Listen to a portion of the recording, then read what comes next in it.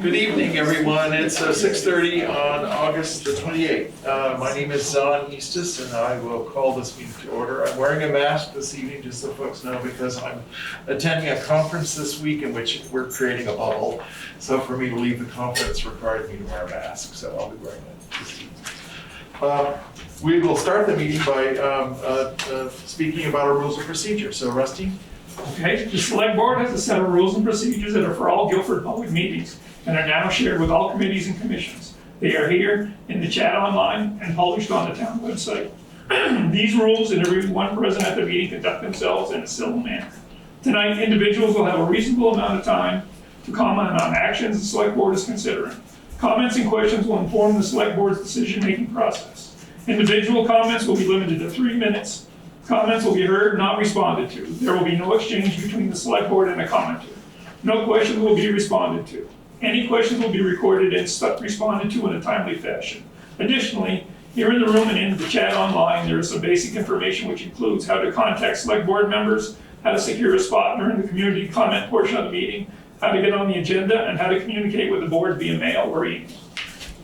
Thank you, Rusty. Thanks very much. All right, folks, then we'll turn right to the next part of the agenda, which is welcoming of the public, the community comment period. I'll turn it over to Miranda. Oh, yes. Okay, so tonight I'm welcoming Sarah Rosso, who has an announcement. Sarah?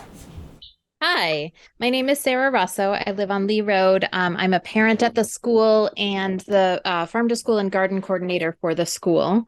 And I ran into Miranda today and she asked me to let folks know about a couple things happening at the school.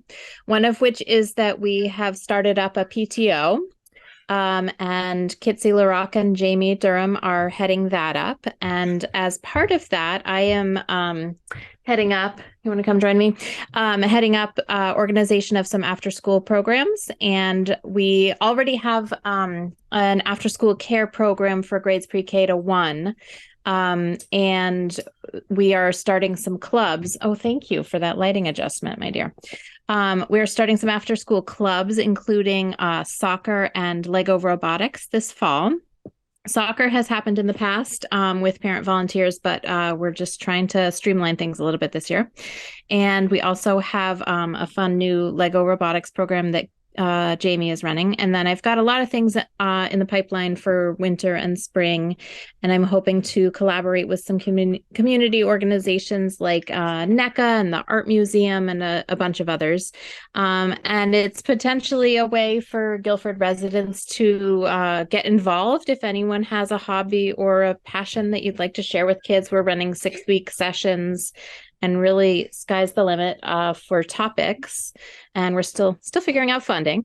But we're excited to have some offerings for kids after school, and a lot of kids go into town and take gymnastics classes and stuff like that. And we're excited to have some offerings on site for them. So it is a developing program, but that's what it is for now. And I can try to answer questions if there are any, or I can just be a contact in the future if folks have questions. And so, Sarah, how do people get in contact with you if you were going to be a liaison? I can, how about if I put my email address in the chat? Perfect. Is that okay? Okay. Thank you so much. Thank you. Okay. So I thought it not right and had a reminder that it wouldn't be wise to go into this week without mentioning the Guilford Fair. For those of you who don't remember, the Guilford Fair takes place on Sunday and Monday. This year, Sunday is September 3rd, and Monday, Labor Day, is September 4th. There's a whole lot of detail about the fair at www.guilfordfairvermont.com, and to make sure that you have Guilford Fair Vermont. Otherwise, you'll end up with information about Guilford, Connecticut's fair, and I'm sure that ours is more pertinent. The next community comment that I actually wanted to offer is based on what Jen McDuffie offered for us last week. She was talking about her experience of coming to Guilford and the lack that we have of welcome plus information for people who are new in town. And so in order to address that, I got in touch with Lisa Barry, our lister, what do you call it? Her assessor clerk. And she sent me a list of all land transfers from the last 3 years. And so I have gone through this list, and I'm going to be looking for volunteers who live on the different roads that the new people have come to just offer a simple welcome to them. And so if anybody is interested in helping with that project, you can just get in touch with me at my town email, and we can build in a very grassroots way from there to make sure that people don't come to this town and just feel hung out to dry. So that's the end of my community comments. Thank you, Brenda. All right, folks, we'll move on in the agenda to changes to the agenda order. And I'm not aware of any, so we'll keep moving through the approval of minutes. So we would entertain a motion to approve the minutes of August 14th. So, Thanks. Is there a second? Sure. Thanks, Brenda. Is there any discussion here at the table? Okay, I will take a simple call. All those in favor of approving those minutes, please say aye. Aye. Any opposed? I'm going to abstain. And one abstention. Okay, thank you. All right, thank you. Then we'll move on to the updates and reports part of the agenda. So we'll turn first to our town administrator, Erica.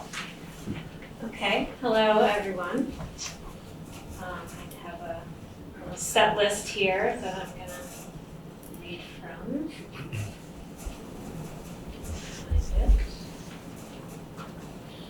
Okay, so today, I had a great meeting with our IT consultant, John Minkle, and we talked about updating to Windows 11. We talked about a rolling schedule for that so the town office isn't disrupted. That's going to happen over the next year because Windows 10 is going to be without support by 2025. So it's time to do that. We're talking about doing the same thing. We're talking about cloud backup for our server, which we do have one currently, but it could be more robust and more secure and more reliable probably. So that's a great conversation we had today. Let's see. Over the last 2 weeks, I've renewed our Selectboard meeting contract with V.S.A. Thank you so much, V.S.A, for everything. It's great working with you.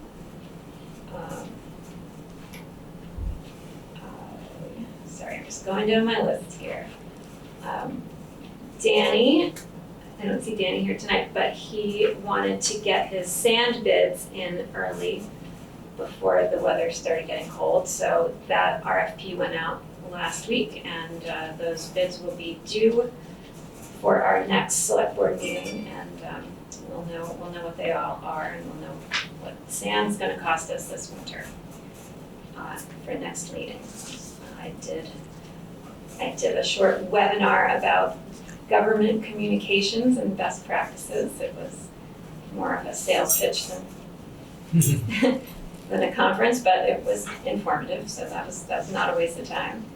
I attended a Zoom meeting with the Wyndham County Sheriff's Office and all the other town administrators that are involved in our animal control contract. I think there are 9. So that was really interesting to connect with all of those folks, and Mark Anderson as well. And he's got a portal set up so that we can see this information as it goes through their system. If we're subscribed to it. So we are currently subscribed to the animal control portion, but there are other pieces to it if we so desire. We had our meeting about the capital plan and budget. It was very productive, and we're gonna have another one soon. My task is to contact Dan Zembreski and the Historical Society to talk about their upcoming capital expenditures that might need to be happening and get those into the process. I've been looking at and talking to Danny also about getting some signs up about no dumping. He says that we've done that before, and the signs themselves become trash eventually because people just vandalize them and throw them on the ground or in the rivers. So we're thinking about other possible locations where that might not be so tempting. And researching the question of law enforcement from the last meeting. We learned that Leiden uses their electronic sign to, if nothing else is going on, it says, please lock your car. So I think we could probably sort that out. And I learned that Vernon is organizing neighborhood watches. So that's something that citizens can do just on their own, really, as far as that. If you're worried about people breaking into your car or your neighbor's car, just, like we said last meeting, talk to your neighbors, get organized. It's a really smart way to start that process. Another thing that I'm working on, and we're almost ready to have our hearing about the discontinuation of Potash Road. It's Potash Road right now, so that is coming up on September 6th.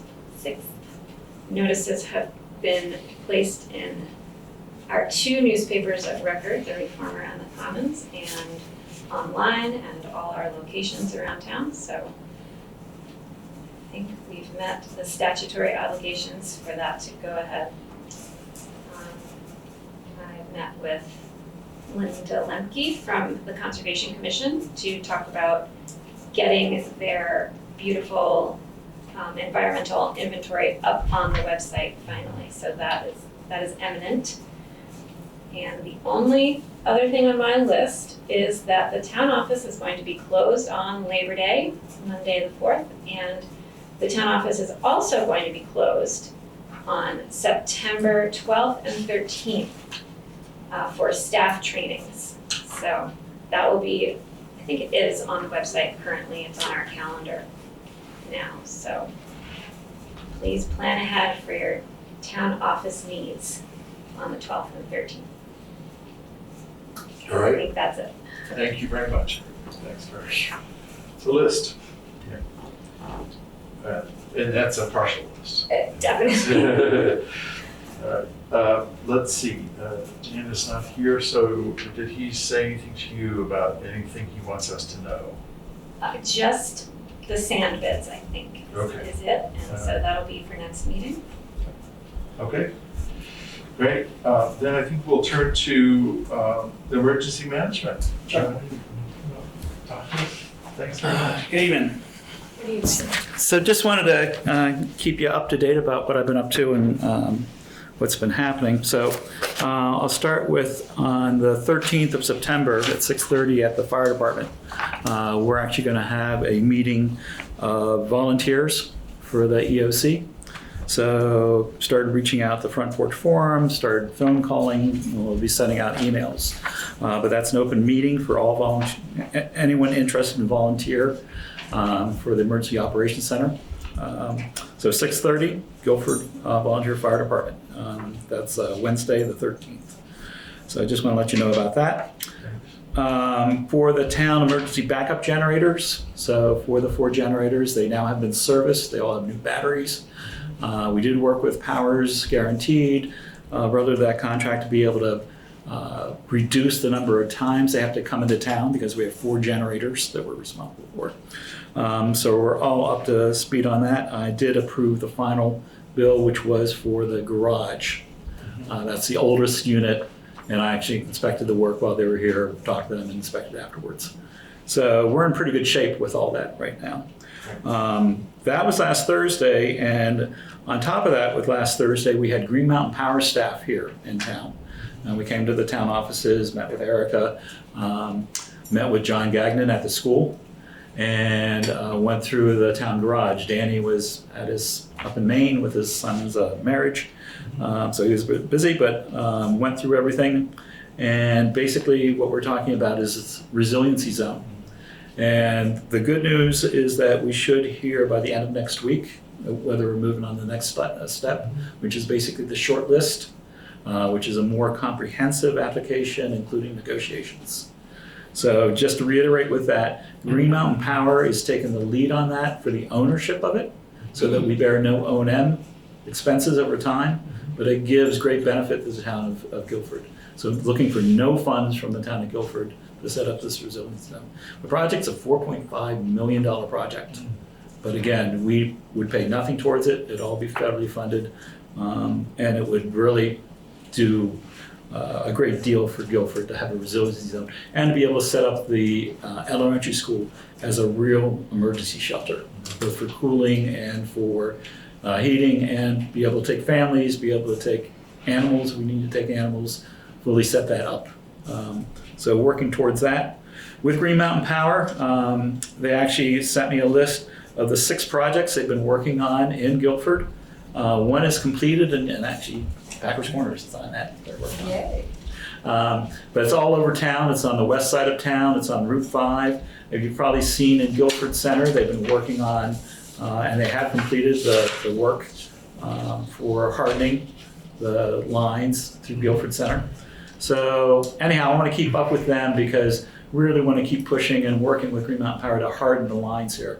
We have a tremendous amount of outages we've had in town, and we need to reduce that, and they're willing to work with us on that. So that is, it's improved by hardening the lines. By hardening the lines. For this resiliency zone, which this town office one, all the ground's going to be put underground. So we're going to do as much storm hardening as we can. So that's happening with that. The next thing I did want to say, and I've been working with Erica on this, that FEMA has come out that they actually, including in Windham County, they have help for people who have damaged their private roads and bridges. So if you are denied with your insurance, you have to apply to your insurance first. But there is a program, and I've talked to several individuals in town who've actually gone through this process now, and they are getting help from FEMA. So I know, and if you talk to Danny, there have been a number of roads have been washed out and bridges that have had damage to them. So anyhow, we're posting it on the town website, how to access that. And Georgia Smith, who's actually working with emergency management with us, and she's a firefighter also, she's going to be posting at the front page forum how to access that. So we'll get that information out. So that's basically what's happening. And the final thing I just want to let you know from a budget standpoint, I am meeting with Ellie tomorrow at 10:30. So, get up to speed, since this is my first year, of what the budget is, what we're spending for the generators, and what our needs are, and make sure we keep within that budget. Okay. Okay. And just if you have any questions. I have a question, which is, what does hardening the lines mean? Is this like a technical term? Like something that they're actually doing to the lines, or is it more sort of qualitative, like making it better? It is making it better. It's everything from the pole size, the pole diameter, to the hardware that holds the lines on, and you can see it if you drive down the road. Sometimes you see like these little, they look like tennis rackets. Mm-hmm. They're snow shedders. So they're being put on the lines because what they do is when the snow ends up and icing up on those things are not centrally balanced. So they actually dump, and they actually dump the snow off.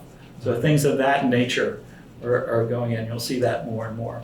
So, but if you look at the list of the 6 items Yes. that they're working on, it's all over town. So I'm on the southwest of town. We have a lot of outages in the Green River area, so they're working on that out of Halifax to come into our area.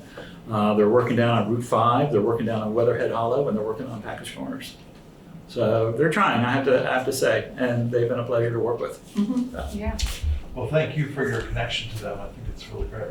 Yeah, we have so many outages, we need to work with them and see if we can minimize it. Yeah. So, Appreciate that. all right, thank Thank you. you. Thank you, Dan. Thanks so much. Thank you.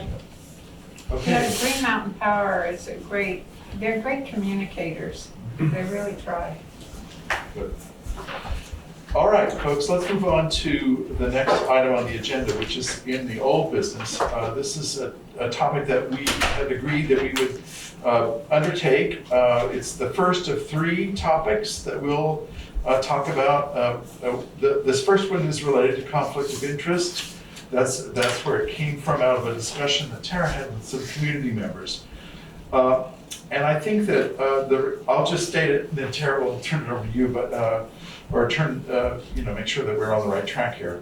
As I understand it, there was a document that you shared with us all that speaks to what a conflict of interest is for the state of Vermont at the state level, and that you see some value, some benefit in making that generally available to folks here in town so that people can see and talk about checking for themselves and seeing how things look. Is that right, what I'm saying? Yeah, I think Okay. that it's important to add this Vermont Code of Ethics identifying conflict of interest to the website. But I also think that it's important to do the next step, which is to amend the policy to require signatures from anybody that's on a committee. And then to follow that up by having the committee chair or leader get the documents to the town, either by bringing them or sending them via email.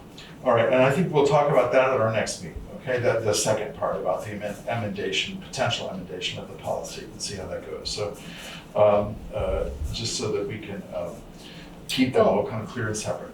Why don't I plan on writing an amendment to the policy Okay. and maybe making a motion next? All right, that's a Meeting way to approve it. That's fine, yeah, good, Okay. good. Are we, just a question? Sure, yeah. No. Are we able to screen share this document if people want to see it? No, I think what one of the things that I was thinking we want to, I don't know if There's we a can share link. it now. Well, yeah, I can stop, I can go online and find You have it. to find, well, let's give her a minute to go online and find Okay. it and share it.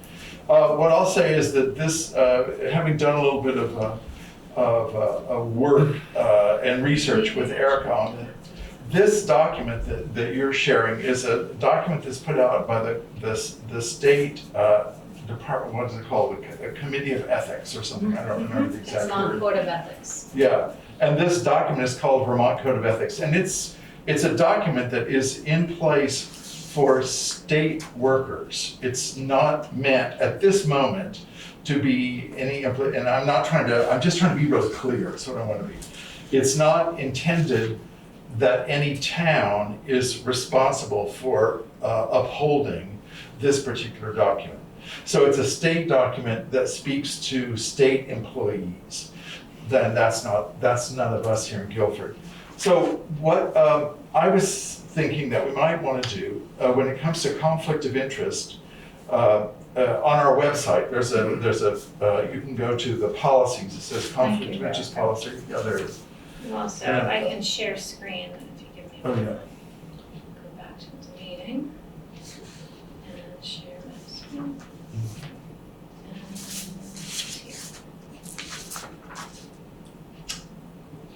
it's here. All right, there we go.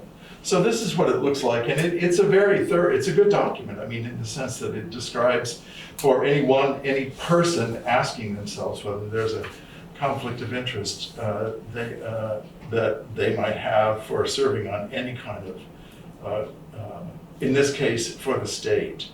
And Erica did some checking and found out that it's not meant as a what should I say, it's not a statutory requirement that every town hold this.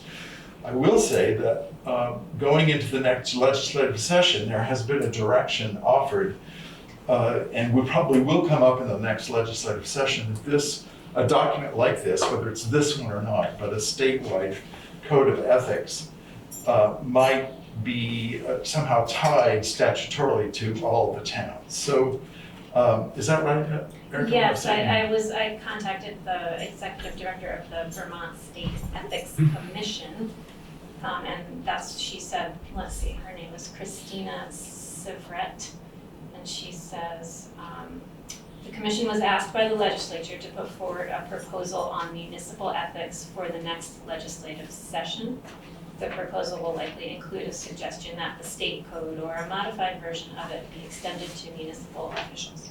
Right. So a statewide standard, it sounds like they're working on, so that's good.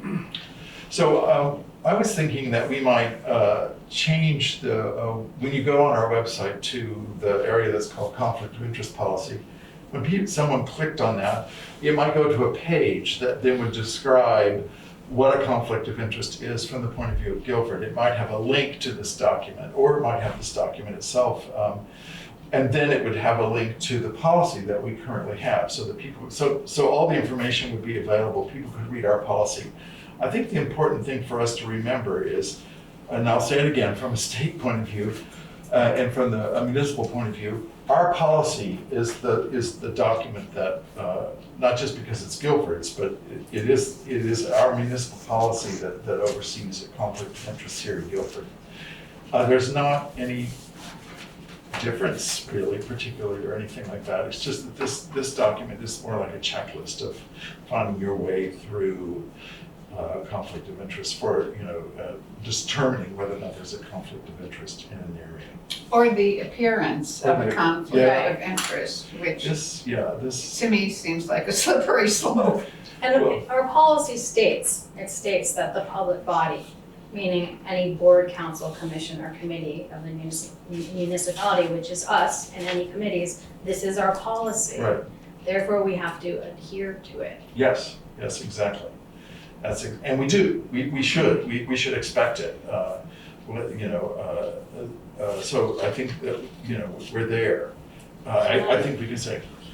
I'm sorry, so a public officer though is someone who is appointed or elected to perform executive, administrative, legislative, or quasi-judicial functions for the municipality, and I don't think committee or commission members are any of those things, is that right? That's correct. Yeah. Then should we amend this conflict of interest policy to read differently in public body?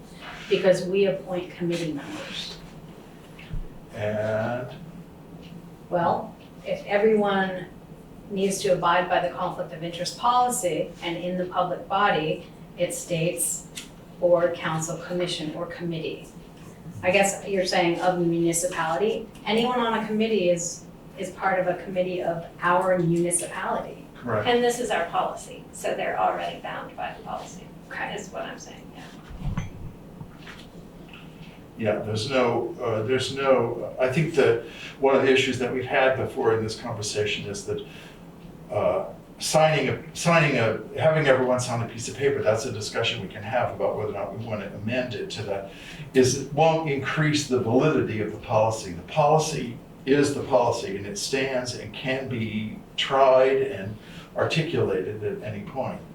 So I think that what I do notice by reading our policy, I don't want to get too far afield into our policy here, but our policy speaks primarily to how we would move through the question of if there is a conflict of interest. How does that work? And there are stipulations in here about how we should approach the notion of conflict of interest as well. I think our question here today for this conversation would be, does anybody have any thoughts or any questions that they have about this particular document that's now up on the screen, and whether or not it's something that we should make available to folks in town and potentially to as a point of interest, as a point of information to anyone who serves on a committee at this point. Sorry, I'm just scrolling through. Yeah. Help everybody. I think it's important for people to be able, because clearly there's gray areas and people are confused about this. So I think it's important to have a point of reference for the town to be able to see. Okay, I will say once again, and yeah, I don't disagree with that. I think it would be fine. Personally, I think it would be great if on that, if we had a separate page, when people clicked on the conflict of interest policy, they went to a page that had a few questions about describing what a conflict of interest is, and maybe a few questions, and then a link to this document so people could see. If you have questions about what a conflict of interest is, you could go to this document and see it there. I have personally a little bit of problem since it's not a municipal document and since it's not created by us. I have a little bit of trouble with wanting to put that right on our website because I think that's actually confusing. Because we're not beholden to this document. We didn't create it. We're not responsible for reacting to it in any way. So I think if we had a link to it as a way for people to learn more and see more, that people could see it very readily. It just wouldn't be available on our website. That's not me trying to control the information. It's just me trying to avoid the problems that might come if there's confusion and people assuming that this is our guidance, our statute, and it's not. Our policy is where we need to keep turning people to. Does that make sense? Yes. Yeah. Well, I feel as if, I'm really curious about what people who are concerned about conflict of interest really identify as so-called gray areas, and whether it would actually, on one hand, I want to build trust. On the other hand, I don't want to put more of a burden on people who are serving on our commissions, who are just volunteers, and in some of our commissions, it's hard to get volunteers. So, I'm just trying to balance these two interests and hope that we can take a course that will satisfy the concerns, but also not place sort of a burden of suspicion on people who are already tired and busy and wonder why they're serving on this commission. I'm just saying that as a liaison, that I want to be realistic about supporting our commissions as well. See, I don't consider it a burden at all. I consider it a responsibility. And somebody reading a document that's going to serve the town in any capacity and signing it is, it's a responsible thing to do, and it protects them and it protects the town. And I think that people want people working for the town to be transparent, and this is one easy way to do it. I don't think it's burdening anyone to ask them to disclose information about themselves if they have a conflict of interest, not at all. I think that being resistant to this makes people suspicious. Well, I don't know that anybody is resistant. I think it's just another thing to think about, and I'm happy for us to move forward with it in the best possible way. So is there any other comments, Rusty or Michael? I share your concern that it was a document written for state employees and has the potential to create confusion. If the state did publish something intended for municipalities, I'd be. It sounds like it sounds to me as if there's going to be something potentially coming in the next while. It doesn't mean that because a commission was asked to produce a proposal that it could be 5 years before anything actually goes or whatever, but at least it's interesting to me to note that at the state level, there's the engagement downward as well as upward. And so I think that's a good conversation to be having across the ways. Are you comfortable, Tara, if we were to have, as I'm suggesting, having talked listen to what Eric has had to say with research, are you comfortable with the notion that we would go to a page that described what conflict of interest was in the largest, highest level, and then had a link to this document if you are interested in learning more. It's a state guide, Guideline. Yeah, guideline. And then there would be our policy right there, which would, and maybe just a sentence that would say, this is what we're aiming to. This is our policy that we're holding at this point. We're supporting. Yeah, like I said, I think it would be a good reference point.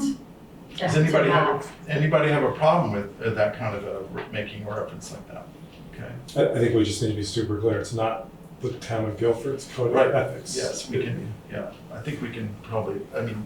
Right. So I think what we're talking about is making a page on the website for information about conflict of interest, which includes this as a link, our policy as a downloadable link, and just a little bit more background information rather than just a PDF sitting there.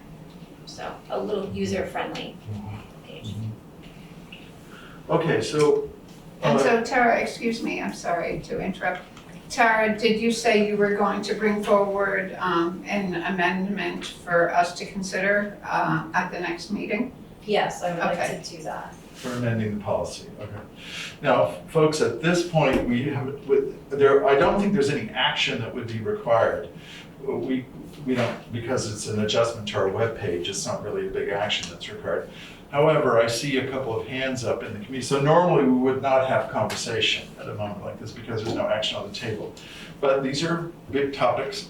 So I'm willing to give a couple of minutes each to the folks whose hands are up. Why don't we start with Jason Heron? I see Jason's hand is up. We'll have something you'd like to unmute. We're asking you to unmute there. Okay. Yeah. Thank you. Sorry, my audio or my video's a little messed up. So, Tara, thank you for putting this out there. I really think this is super important. If you could imagine, say, a select board chairman in a situation with some influence, and if that person had control over the matter, say, okay, yes, that you go down the list. It says, do I have influence or control over the matter? Yes, I do.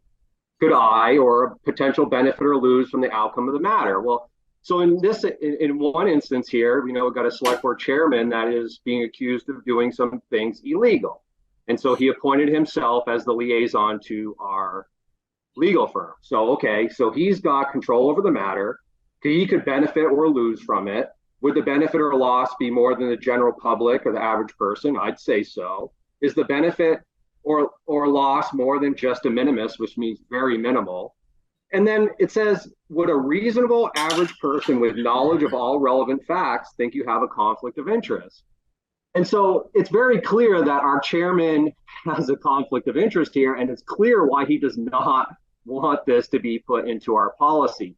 And now our policy was enacted because of a state statute. And our policy is in complete compliance with that state statute. It says that a public body means any board, council, commission, or committee member. It says that our public officer means a person elected or statutorily appointed. Our policy is in perfect compliance. What is not in compliance is us, the town of Guilford, following it. And it's clear that there are certain members on this select board that do not want to follow this, and it is clear why they do not want to follow it. This couldn't be, our chairman of our select board, this couldn't be a more perfect example of what a conflict of interest is and why we should enact this policy. And we don't even need to enact a policy, we just need to enforce the one we had. And the reason we have this policy was because the state required it. So when you go down this list and you see the Vermont Code of Ethics, this is the state of Vermont that is putting this out. And if we're going bottom up or top down, the state of Vermont is saying this is a good policy to go by.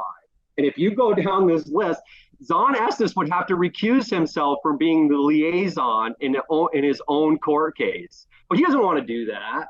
So this is what we're left with. We have a town that doesn't trust their select board, and the select board that clearly does not want to be transparent. And our policy couldn't be any clearer. The state of Vermont couldn't be any clearer. But here we are. We're going round and round.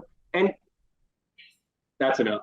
I said what I had to say. Thank you so much, Tara. I can't tell you how appreciative I am. And I know there are a lot of other members in this community that are standing strong by you for just taking this stand. Thank you so much. That's all. And thank you very much, Jason, for your comments. Thank you. All right, Steve? Yeah, I don't Identify know. yourself, please. Yeah, Steve Lemke, Green River. I haven't looked at this document. I think it would be well worth our while to make sure there's nothing in conflict with our own policy. Before we put it on our website, we say, well, number 4 is in direct conflict. So before we jump to, leading everybody down a rabbit hole that we then have to pull back, I think that would be well advised. Secondly, I think because of the issues, and I'm sorry that it gets into a personal situation and name calling again and stuff like that, but nonetheless, this has been a big issue for this town, and I think the town is inherent upon the town to do as much as they can to make this issue neutral at best and go away neutral at worst and best and go away. So I'm behind this as well to make sure that it's transparent, and I don't want to make it bigger than life itself, but once we have a policy, I'm not certain the current policy is passed out or followed by appointees. Like, I'm the Guilford floodplain administrator, and my personal view is that I think I should be signing a conflict of interest form just to make sure that I'm not in conflict someplace with decisions that I'm making about floodplains. And well, I don't want to say anything about Mary or Harry or Jerry because they live over there. I think it's important that people see this, and if nothing else, they think through in their head what, if any, conflicts of interest they may not have thought about that would be pertinent to this. So I think there's nothing wrong with following this through, provided it's not in conflict with our existing policy. And then once it's set and you want to amend the policy, if you decide to do it, that it should apply to even more people in town, appointees included rather than fewer. Thank you. Thanks very much. Would you run up and down or maybe you could stop sharing. Yeah, I'll stop sharing. I think. See if there's anybody else's hand up. No. Yes, identify please. Dolores Clark in Cemetery Hill. I just guess I'm confused about this all summer long, conflict of interest has been on the agenda. And I'm just wondering if we have a policy that's clearly stated, why isn't it just done? Why does it keep getting brought up? Maybe I missed something somewhere along the line, but I don't know why it hasn't just been followed, signed, and go on to the next thing. That's a question, it's not a comment, it's a question. Well, I will respond as the chair. The select board won't discuss it, but I will respond by saying that in fact, or at least as far as I understand it, in consultation with VLCT and our town administrator, our conflict of interest policy is being followed entirely. There's no place in which it's not being followed. So we have a policy that's in place. It is completely being followed. So the question about whether or not there's conflict of interest is coming up from folks that are not on this board who are saying, but there's more that needs to be done. So that's what we're looking at now, I think, is just figuring out whether or not we need to do more. To expand the policy. Well, or I'm not sure exactly what. We'll talk, that's what's going to be on our next agenda, is to figure it out, is to try to have a discussion about that. Where does it say that we, as select board members, have to sign and make? It says that in the last paragraph. Yeah. Isn't it? It's kind of at the end, but Yeah. it says, annually. Article 13. Yeah, Article 13.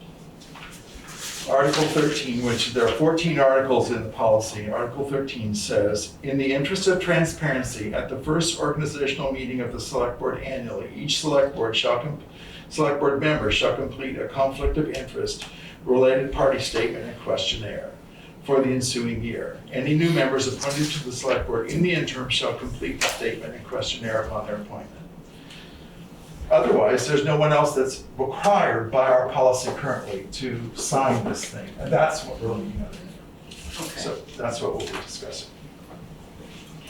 Okay, all right, I think we'll move ahead now. Thank you.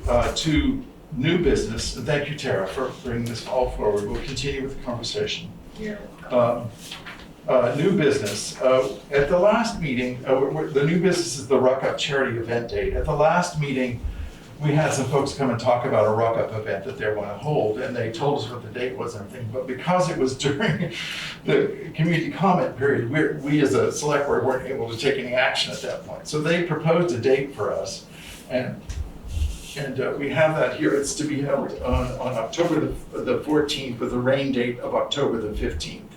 And we promised them that we would at least look at that at this meeting.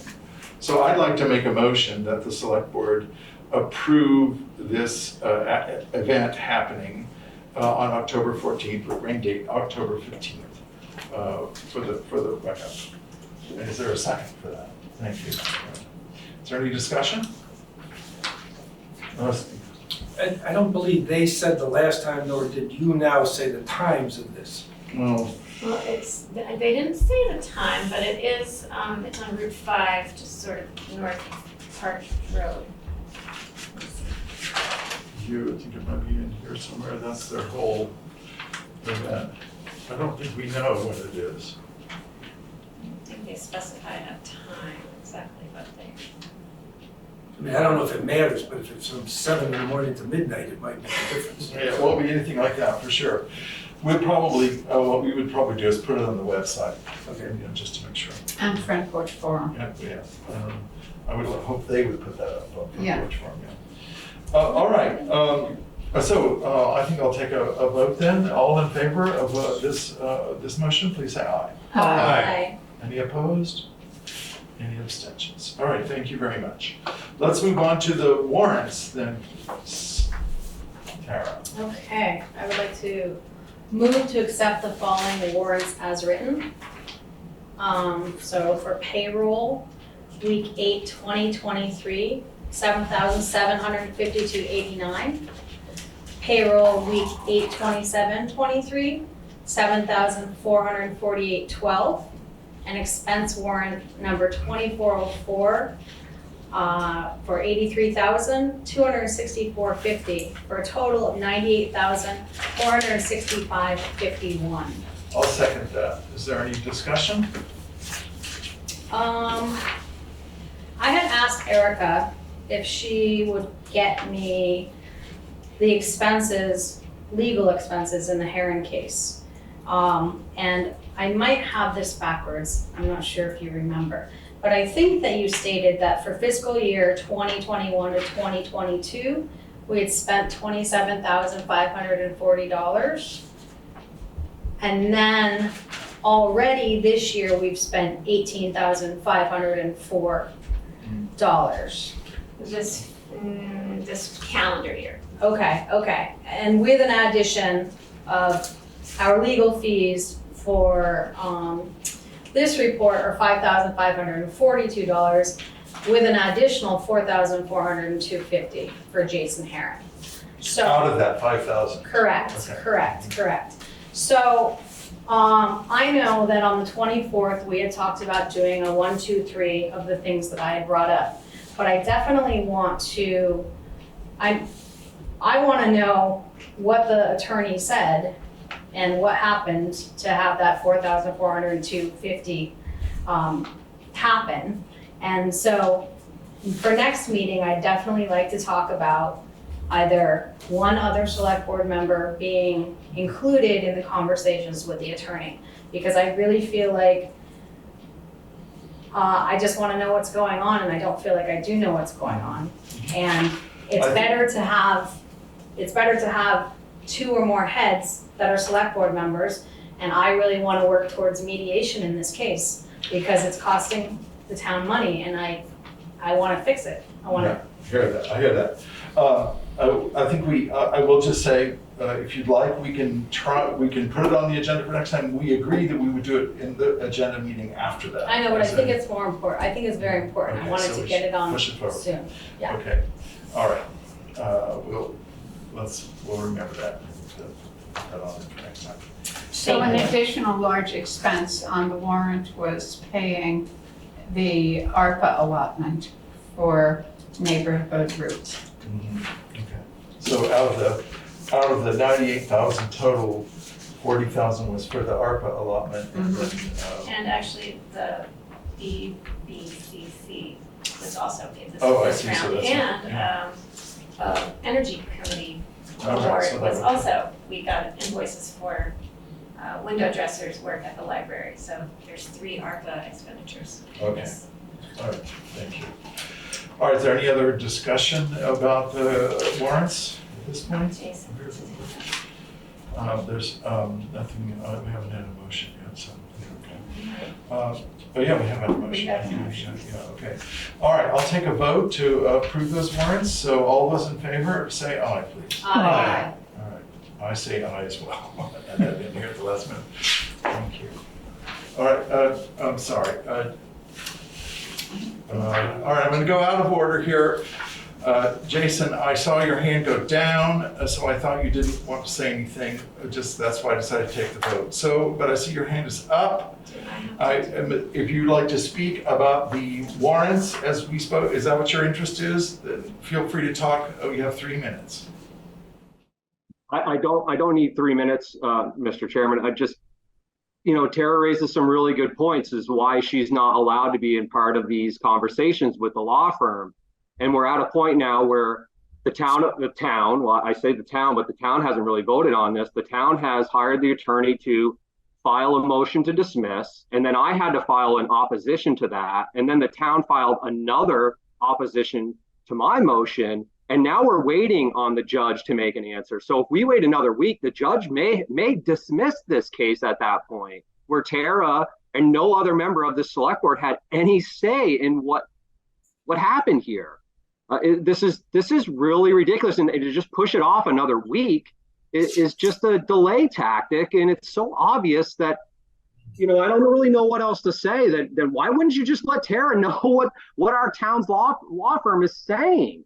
Why wouldn't you just tell her? If I emailed Zahn directly, he would tell me and ask these questions. He would probably tell me. Certainly would. Well, I mean, would it be coming from him or would it be coming directly from the law firm? And would you be asking those questions to the law firm or toward Zahn? And again, Zahn has a clear conflict of interest here. If you go down that Vermont Code of Ethics identifying what a conflict of interest here, he meets every one of these criteria and then some. So, I mean, why aren't you involved with the actual, why couldn't you just right now just say, hey, Tara, if I talk to the law firm, I want you there?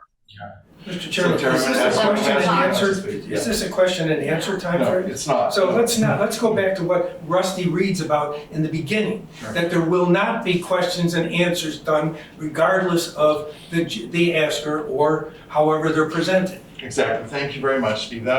Thank you, Tara, for, I'm sorry that you're right, Jason, to speak to me. I haven't said anything to you. Thank you very much for your comments. We'll move ahead at this point. All right, we go on to other business, which there is none, and I can't remember about correspondence. I don't think We received one letter from the Thank you. Conservation Commission, Oh, member who yes. has submitted their resignation.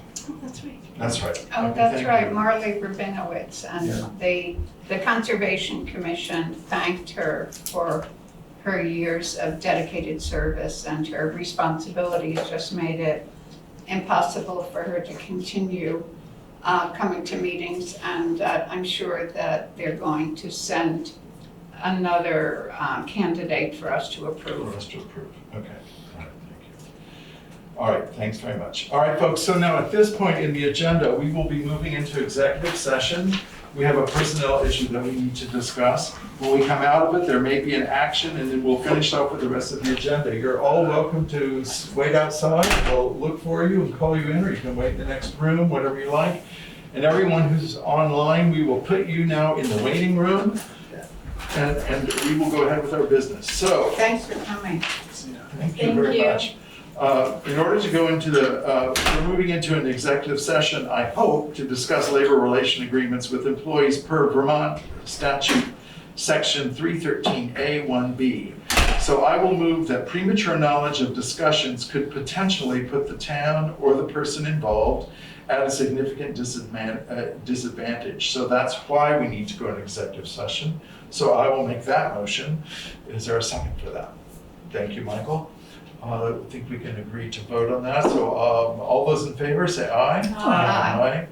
Any opposed? Any abstain? All right, then we need to take another action, which is I will move to enter into executive session at 7:26 to discuss labor relations agreements with employees per 1 V.S.A. section 313A 1B, inviting Erica Elder to participate. So could I have a second for that? I'll second. Thank you, Tara. All those in favor? Aye. Any noes, any abstentions? All right, so we are now in executive session. Thank you very much. I will move that we exit the executive session at 7:35. Is there a second for that? Second. Thank you, Rusty. All right, all those in favor of moving out of executive session, please signify by saying aye. Aye. Thank you. No noes, no abstentions. All right. And then we have a motion for, I'll make a motion that we approve a change to an employee contract. all right, is there a second? Second. Thank you, Rusty. Thank you. Is there any discussion here at the table? Thank you, folks. All right, I'll take a vote on that. All in favor of that motion, please signify by saying aye. Aye. Any opposed? Any abstaining? All right, thank you very kindly. All right, then we come into the next portion of the meeting in which you listen to me recite for a couple of moments. Thank you very kindly. Actions from the previous meeting. We approved minutes of the July 24th regular meeting. We approved the Neighborhood Roots ARPA funding request. The select board voted to ratify the Vermont VTrans curves project. We agreed to update the traffic ordinance and advised Erica to take care of that, and we approved the warrants. Thank you. In this meeting, this evening, the select board approved the minutes of the August 14th meeting.